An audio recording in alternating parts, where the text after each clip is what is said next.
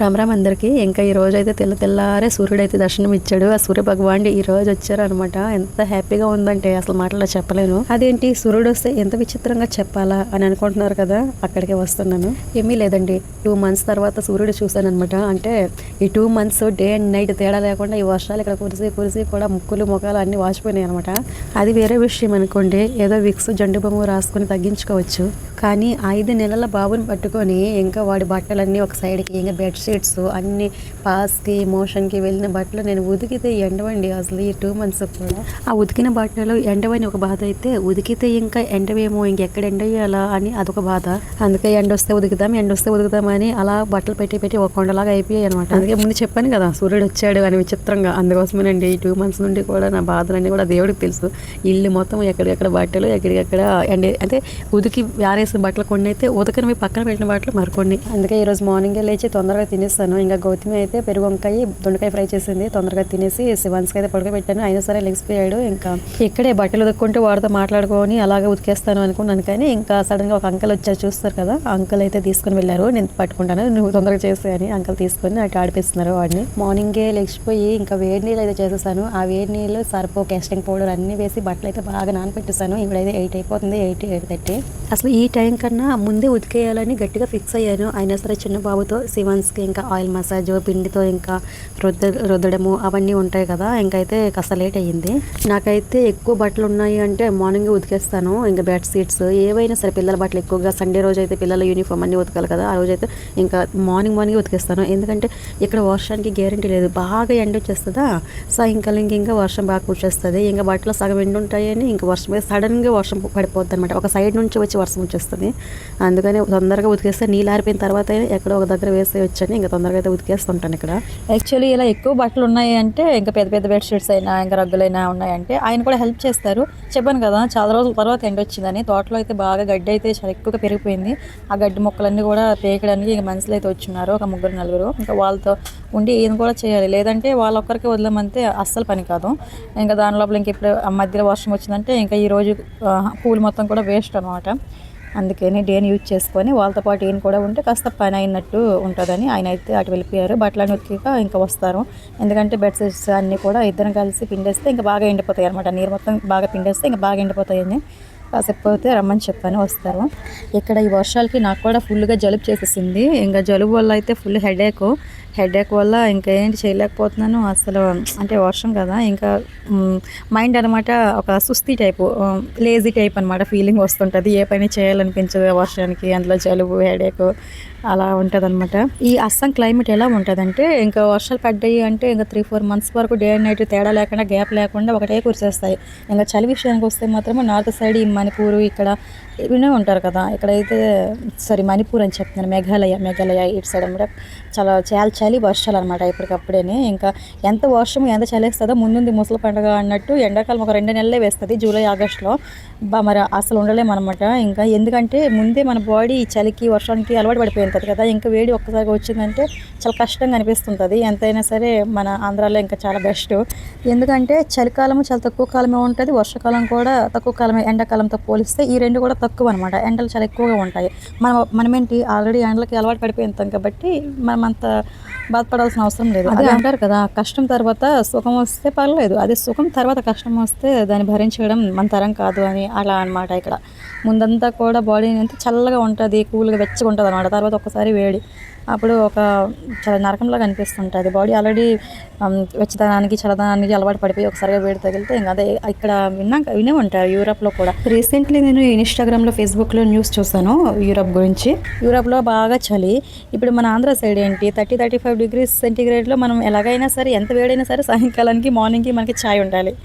అట్లా ఉంటుంది అనమాట మన సైడ్. యూరోప్లో ఏంటి 30-35 వాళ్ళంటే చల్లదనానికి అలవాటు పడిపోయి ఈ కాస్త వేడిని కూడా తట్టుకోలేకపోతున్నారు అనమాట. రోడ్స్ ఇవన్నీ తారైతే అంటేస్తుంది చెప్పులకి, అలా ఉన్నది వాళ్ళకి.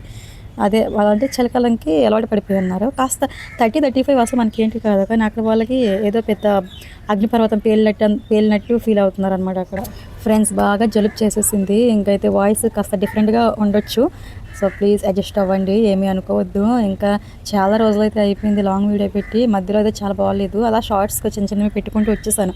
ఇంకా లాంగ్ వీడియో చాలా గ్యాప్ వచ్చేసిందని ఈసారి లాంగ్ వీడియో పెట్టడానికి ట్రై చేశాను. అయితే వాయిస్ అయితే సపోర్ట్ చేయడం లేదు, అయినా సరే వాయిస్ అలా పెట్టేసాను అనమాట. అందుకోసమే ప్లీజ్ అడ్జస్ట్ అవ్వగలరు. సో అయితే ఇక్కడైతే బట్టలు అన్నీ ఉతికేసిన తర్వాత ఆయన కూడా వచ్చేసారు. ఎందుకంటే బాబు ఏడుస్తున్నాడు, శివాన్స్ బాబు ఆల్రెడీ లేచిపోయాడు కదా, ఇంకా అందుకోసం వాడికి స్నానం చేయించాలని తొందరగా ఎండేస్తే ఇంకైతే స్నానం చేయించేసి పడుకోబెట్టేశాను.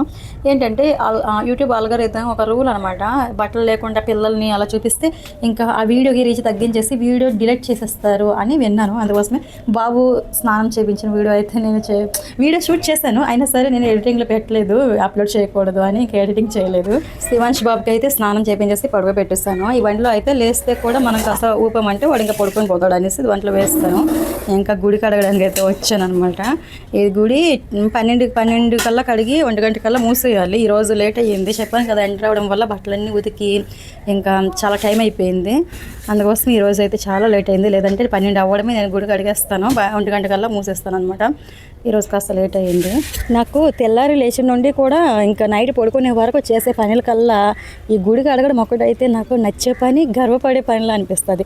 ఎందుకంటే గర్వపడే పని అంటున్నానంటే ఎంత అదృష్టం, ఇంకా ఏ జన్మలో చేసిన అదృష్టమో నాకు తెలియదు, కానీ ఈ జన్మలో నాకు ఈ శివయ్యకి సేవ చేసే అదృష్టం దక్కింది. నిజంగా చాలా గర్వంగా ఫీల్ అవుతాను అనమాట, నాకే దక్కింది ఇంతమందిలో అన్నట్టు. ఎంతమందికి ఉంటుంది కదా ఇలాంటి అదృష్టము అని. నేనైతే ఇంకా పనులు ఎన్ని ఉన్నా సరే ఈ గుడి మాత్రం అంటే కడగడం అనేది వదలను అనమాట. ఇప్పుడు పీరియడ్స్ ఇట్లా వచ్చాయంటే ఇంకా పిల్లలకి అప్పగించేస్తాను అంతే. ఇంకా ఈ శివయ్యకి సేవ చేసుకునే భాగ్యం ఇప్పుడెప్పుడుది కాదండి. నేను పెళ్ళైన కొత్తలో కూడా ఇక్కడికి ఆల్రెడీ నేను వచ్చాను, పెళ్ళైన కొత్తలో ఇక్కడికి వచ్చామన్నమాట. వస్తే అప్పుడు నేను ప్రెగ్నెంట్తో ఉన్నాను, పెద్ద పాప. ఇంకా తను 7 మంత్ ప్రెగ్నెన్సీ అయినా సరే ఏంటో తెలియదు, ఆ ఇంట్రెస్ట్ ఇంకా గుడికి అడగాలి వెళ్ళాలి అంటే మా మావయ్య వాళ్ళ పని నుండి అంతే ఎండలో చేసుకొని వస్తారు కదా, తోటలోన ఎండ తగులుతుంది అని, అది కూడా ఒక కారణమే. అయినా సరే 7 మంత్లో, అది కూడా 7 మంత్ లాస్ట్లో ఇలా నీళ్ళు మోసుకుంటూ వెళ్ళి గుడి కడగాలి అనే ఆలోచన ఎట్లా వచ్చిందో నాకైతే తెలియదు. అంటే అప్పట్లో ఏంటంటే టైం ఉంటే వెళ్ళి కడిగేదాన్ని, లేదంటే ఇంకా ఎవరైనా చేసేవాళ్ళు. అంత గట్టిగా ఏం ఫిక్స్ అవ్వలేదు ఈరోజు నేను ఇలా సేవ చేయాలి అని. ఇప్పుడైతే ఏంటి నేనే వెళ్ళాలి. ఎంతమంది వస్తారో అసలు ఈ గుడి క్లీన్ చేయడానికి, వాళ్ళందరూ మార్నింగ్ అయితే ఇక్కడ మార్వాడీస్ చాలామంది వస్తారనమాట. ఇంకా గుడి ఓపెన్ తర్వాత ఒకరు మొత్తం కూడా క్లీన్ చేసేస్తారు. దాని తర్వాత పూజ కాస్త అయిపోయింది అంటే 11-11:30కి ఇలాగ ఒక రాజస్థానీ కపుల్స్ వాళ్ళు మార్వాడీస్ వాళ్ళు వచ్చి ఇంకా పూలన్నీ తీయడము, గుడి కడగడము అన్నీ చేసి వాళ్ళు వెళ్ళిపోతారు. దాని తర్వాత కూడా పూజలు అవుతూనే ఉంటాయి కదా. సో లాస్ట్ అయిపోయింది అన్నాక నేను 12కి ఇలాగ వెళ్ళేసి ఇంకా గుడి మొత్తం పూలు తీసి అలా క్లీన్ చేసేస్తాను. ఇంకా 1 గంట కల్లా లాస్ట్ మళ్ళీ సాయంకాలం 5కి ఇలాగా మళ్ళీ ఓపెన్ చేస్తామన్నమాట, ఈవినింగ్ హారతి కోసం. ఈ గుడికి ఇంకా చీపుర్లు లేవు, చీపుర్లు ఒక 2 చేయాలి. ఏంటంటే క్లీన్ వేపర్తో వాటరు అక్కడ గొయ్యి నుంచి నీరు వెళ్తుంది కదా, అటు సైడ్ చిన్న ప్లేస్ అనమాట. అయితే క్లీన్ వేపర్తో తొయ్యడం చాలా కష్టం అవుతుంది. మళ్ళీ అయినా ఇంకా క్లాత్తో అయినా అక్కడ మొత్తం క్లీన్ చేయాల్సి వస్తుంది. ఇంకా చీపుర్లు ఒక 2 చేయాలి. వీడైతే లెగిసిపోయాడు శివన్స్ బాబుది కోడి నిద్ర. కోడి ఇలాగ కళ్ళు తెరిచి రెప్పలు తెరిచి మూసి అలా పడుకున్నట్టు నటిస్తుండదో, వీడిది అలాంటి నిద్ర అనమాట. యాక్చువల్లీ శివన్స్ పడుకుంటే ఓకే, లేదు అంటే నేను బండిలో తీసుకొచ్చి ఇక్కడే పెట్టేస్తాను శివ ఎదురుగా. అయితే పెట్టేసి బండిలో ఆడుకుంటూ ఉంటాడు. ఇంక నేను కూడా తనతో మాట్లాడి అలా మైండ్ డైవర్ట్ చేస్తాను ఏడుపు నుంచి. నేనైతే గుడి కడుక్కుంటాను అనమాట. ఈరోజు పడుకున్నాడులే అని చెప్పి ఇంకా ఇంట్లోనే పెట్టేస్తాను. ఆ టబ్లో తాబేల్ని పెట్టాలి. తాబేల్ని చెరువులో వదిలేద్దాం అనుకున్నాను, కానీ ఇప్పుడు కాస్త సైజు పెరిగింది, ఇంకాస్త కొంచెం యాక్టివిటీ కూడా వచ్చింది దానిలో. అందుకే చెరువులో వదిలేద్దాం అనుకుంటున్నాను, కానీ పెద్ద చేపలు ఉన్నాయి. నేను షార్ట్ వీడియోలో అప్లోడ్ చేశాను, ఎంత పెద్ద తాబేళ్ళు ఉన్నాయో మీరు చూసే ఉంటారు కదా. ఎవరైనా చూడనట్లయితే షార్ట్ వీడియోలో చూడండి, అంత పెద్ద తాబేళ్ళు ఉన్నాయన్నమాట. ఇంకా ఈ చిన్న తాబేల్ని గాయపరిచేస్తాయని చెప్పి ఇంకాస్త పెద్ద అయ్యాక వదిలేద్దామని ఇది టబ్లో నీళ్ళు వేసి కాస్త దానికి దానా వేసి దీంట్లోనే పెంచుకుంటున్నాను అనమాట. కాస్త పెద్దదయ్యింది అంటే ఇంకా వదిలేయడమే. యాక్చువల్లీ ఏంటంటే చీమలు మొత్తం పట్టిస్తున్నాయి, కాసేపు అలా తిరుగుతుందిలే అని చెప్పి అలా వదిలేను అనమాట. వదిలితే నల్ల చీమలు పట్టేస్తున్నాయి. ఈ తాబేలు ఒక వెరైటీగా ఉందండి, వాటర్లో ఉండే తాబేలు కాదనుకుంటాను. ఎందుకంటే ఒకరోజు ఎవరో ఆ టబ్బు చూపించాను కదా, టబ్బు మొత్తం కూడా నీళ్లు నింపి దీన్ని లోపల పెట్టున్నారు. నేను ఆ టబ్బు నుండి నీళ్లు కిందేసి దీన్ని నేను కడిగినంతసేపు కూడా, గుడి క్లీన్ చేసినంతసేపు కూడా దీన్ని బయట విడిచిపెడతాను, కాసేపు తిరుగుతుందిలే అని చెప్పి. అయితే ఆ రోజు కూడా అలాగే నీళ్ళు మొత్తం పంపిస్తానా, తిని బయటకు వచ్చి ఒక్కసారిగా నోరు ఆంగులించేసి అరుస్తుంది. అంటే బ్రీతింగ్ తీసుకుంటుంది అనమాట. అదనమాట. అంటే నీటిలో ఉండే తాబేలు కాదేమో అని నా ఒపీనియను. నీటిలో నుండి బయటకు వచ్చి నోరు పెద్దగా చేసి బ్రీతింగ్ తీసుకుంది ఆ రోజు. మరేంటో అయితే ఇది కొంచెం వెరైటీగానే ఉన్నది. నీటిలో ఉండే తాబేలుకి దీనికి చాలా తేడా ఉంది. స్టార్టింగ్లో ఇది మాకు దొరికినప్పుడు ఆ గుడి హెడ్జెస్ వరకు వెళ్ళి మళ్ళీ రిటర్న్ అయిపోయేది. ఇటు సైడ్ అయినా అటు సైడ్ అయినా వెళ్ళిపోయేది పడిపోతానేమో అని భయంకి. ఇప్పుడు మాత్రం కాస్త కూడా భయం లేదు. ఆ హెడ్జెస్ కింద నుంచి కిందకు వచ్చి మొత్తం కూడా తిరిగేస్తుంది. అంటే కొంచెం దీంట్లో అంటే యాక్టివిటీ అయ్యిందనమాట. పెద్దదయింది కదా, ఆలోచన శక్తి కూడా పెరిగినట్లుంది. ఇంకా హెడ్జెస్ కింద పడి ఇంకా మొత్తం తిరగడం స్టార్ట్ అయ్యింది. ఒకరోజు ఇంటి ముందుకు కూడా వచ్చేస్తున్నది. ఏం భయం లేదు, కానీ కుక్కలు ఉన్నాయండి. నేను పెంచుకున్న ఒక 2 కుక్కలు ఉన్నాయి. ఆ కుక్కలు తినేస్తాయి, తినకపోయినా సరే ఏదైనా హాని చేస్తాయేమో అన్న భయం అంతే. ఎవరు వచ్చినా సరే చెరువులో వదిలేయచ్చు కదా అని అంటారు. మేబీ మీరు కూడా అలా అనొచ్చు. ఎంతమంది కామెంట్లో రాస్తారో ఇంకా చూడాలి. నీటిలో వదిలేయడం ఏమీ మాకు పెద్ద ప్రాబ్లం ఏమి లేదు, కానీ పెద్ద పెద్ద చేపలు ఉన్నాయండి. పెద్ద చేపలు ఇంకా షార్ట్ వీడియోలో చూపించినట్లుగా ఒక తాబేలు అలాంటివి ఇంకెన్నో ఉన్నాయన్నమాట. అందుకని కాస్త ఆలోచిస్తున్నాము. ఆ తాబేల్లో నేను షార్ట్ వీడియోలో పెట్టిన ఒక తాబేలు అయితే పూర్తిగా వాటర్ ఎండిపోయిన టైంలో అంటే ఫుల్గా బాడీ మొత్తం కూడా గాయాలతో రక్తం కారి పైకి వచ్చేస్తున్నది. ఆ రోజే మా పెళ్లి రోజు. అయితే ఆ రోజు ఏమైందంటే మొత్తం కూడా రక్తాలు కారుకొని కన్ను దగ్గర కూడా కాస్త బ్లడ్ కారుతుంది. చూడండి, అది పెద్ద తాబేళ్ళకే అసలు నీటిలో ఉండాలంటే ఆ గతి పట్టింది. సో మేమైతే దానికి ఇంకా ఉంటుంది కదా ఏంటి, అప్పుడు చలికాలం కదా, రెండో నెల మా పెళ్లి రోజే మా యానివర్సరీ రోజని పైకి వచ్చేస్తున్నది. అయితే ఆవాల నూనె ఇంకా పసుపు 2 కలిపి దాన్ని గాయాలు మొత్తానికి కూడా రాస్తే ఇంకా ఎంతోమంది వీడియోస్ తీసుకున్నారండి ఆ రోజు. నేను మా ఆయన టవల్తో ఇలా పట్టున్నారు, అంటే చేతితో ఏదో చేసేస్తున్నామని చేతితో ఇలా కొట్టేస్తుంది అనమాట. దానికి టవల్తో ఇలా పట్టేస్తున్నారు. నేను మొత్తం గాయాలన్నిటికీ కూడా నూనె పసుపు రాశాను. చూడండి, అంత పెద్ద తాబేలు గాయాలతో ఉంది నీటిలో. మరి ఈ తాబేలు వెళ్తే ఇంకా గతి ఏమవ్వాలి తింది అని ఆలోచించి నీటిలో వదలడం లేదు అంతే. ఇంకొంచెం పెద్ద అయ్యే వరకు చూద్దాం, తర్వాత వదిలేద్దాం. ఫైనల్లీ అయితే ఇంకా గుడి మొత్తం కూడా క్లీన్ చేసేసాను, వెళ్ళిపోయాను. ఇంకా అందరికీ వడ్డించేసి శివాన్స్కి కాస్త పాలిచ్చి ఇంకా నేను కూడా తినేసి గిన్నెలన్నీ కూడా తోమేస్తున్నాను. ఇక్కడ గిన్నెలన్నీ తోమేయడం అయిపోయాక ఇంకా రంగంలో దిగాలి. పువ్వులు ఆకులు ఇవన్నీ పాటే ఉంది కదా మాది, ఇంకా అవన్నీ కూడా చేసుకోవాలి. గిన్నెలన్నీ తోమేశాక ఇక్కడ చిన్న పందిరి వేసాను. ఆ పందిరి మీద అన్ని బొమ్మలు వేసేసి ఇంకా తర్వాత కాస్త నీరు ఆరిపోయాయి ఎండిపోయాయి అన్నాక ఇంట్లో పెట్టుకుంటాను. ఎందుకంటే గిన్నెల స్టాండ్లో తడివి పెట్టేస్తుంటే ఆ నీరు మొత్తం కారి, స్టీల్ కదా గిన్నెల స్టాండ్, మొత్తం కూడా పింపర్ పెట్టేస్తుంది. అందుకోసమే కాస్త నీరు ఆరిన తర్వాత తీసుకెళ్తానని అక్కడే పెట్టేసి ఇంకా ఇంటికి తర్వాత తీసుకెళ్తాను. ఇంకా ఈ బెడ్షీట్స్ చూసారా, ఇంకా ఎండలేదు. ఎందుకంటే మార్నింగ్ వచ్చిన ఎండ ఇప్పుడు ఏమైపోయిందో కాస్త తగ్గిపోయింది. ఇంకా ఇక్కడైతే తిరిగేస్తాను అనమాట.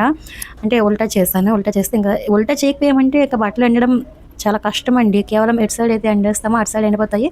బ్యాక్ సైడ్ అనమాట, ఆపోజిట్ పక్క ఇంకా మొత్తం కూడా తడి ఉండిపోతాయి. అందుకోసం ఎంత ఎండ వచ్చినా సరే మేము పదే తిరగేస్తుండాలి, అప్పుడే ఎండుతాయి అనమాట. అయ్యో, ఒక చిన్న వీడియో క్లిప్ తీసాను.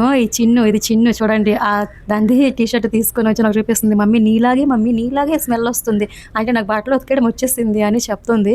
తను ఉతికినప్పుడు వీడియో క్లిప్ తీసాను, ఇంకా లాస్ట్లో పెట్టేస్తాను, అది మర్చిపోయాను. ఏంటి అంటుందంటే, నాది కూడా వీడియో క్లిప్ తీసి పెట్టి మమ్మీ, వాళ్ళందరూ కూడా చూస్తారు నేను ఈరోజు బట్టలు ఉతుకుతున్నాను అంటుంది. అందుకోసమే కొంచెం వీడియో క్లిప్ తీసాను, చిన్న క్లిప్ తీసాను. చూడండి, తను కూడా బట్టలు ఉతుక్కుంటుంది. పిచ్చి పిల్ల కాకపోతే వీడియో తీసి నాకు కూడా చూపించు, నేను ఈ బట్టలు ఉతుక్కుంటున్నాను అని చెప్తుంది. అది కూడా నాలాగంటే ఉతికేసింది. స్మెల్ అంటే నేను ఉతికితే ఎలాంటి స్మెల్ వస్తుందో తను కూడా అలాంటి స్మెల్ తీసుకొచ్చింది. చెప్పాను కదా, చాలా రోజుల నుండి వర్షాలు అని. చూడండి ఇక్కడ ఎలా పాకు బారిపోయిందో. ఈ పాకు ఆల్రెడీ నేను మొత్తం కూడా తుడిచాను, ఇంకా బ్రష్తో బాగా బ్రష్ కొట్టాను ఈ పాకు మొత్తము. ఇంకా చూడండి, కొట్టినప్పటికీ మొత్తం క్లీన్ చేసి ఆ బెడ్షీట్స్ అన్నీ కూడా ఉతికాను. అయినా సరే ఇంకా గ్రీన్గానే ఉన్నది. ఇంకా నైట్కి అయితే బ్లీచింగ్ పౌడర్ వేసి మొత్తం క్లీన్ చేయాలి. కాల్ అయితే మస్తు జారుతున్నాయి.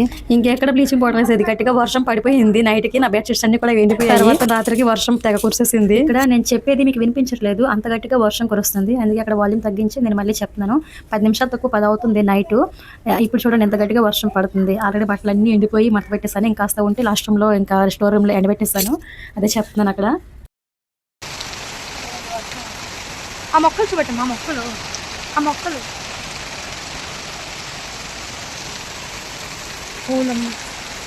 ఫ్రెండ్స్, ప్లీజ్ వీడియోని లైక్ చేసి సబ్స్క్రైబ్ చేసుకోండి. ఇంకా వీడియోలో మళ్ళీ కలుద్దాం. రాధే.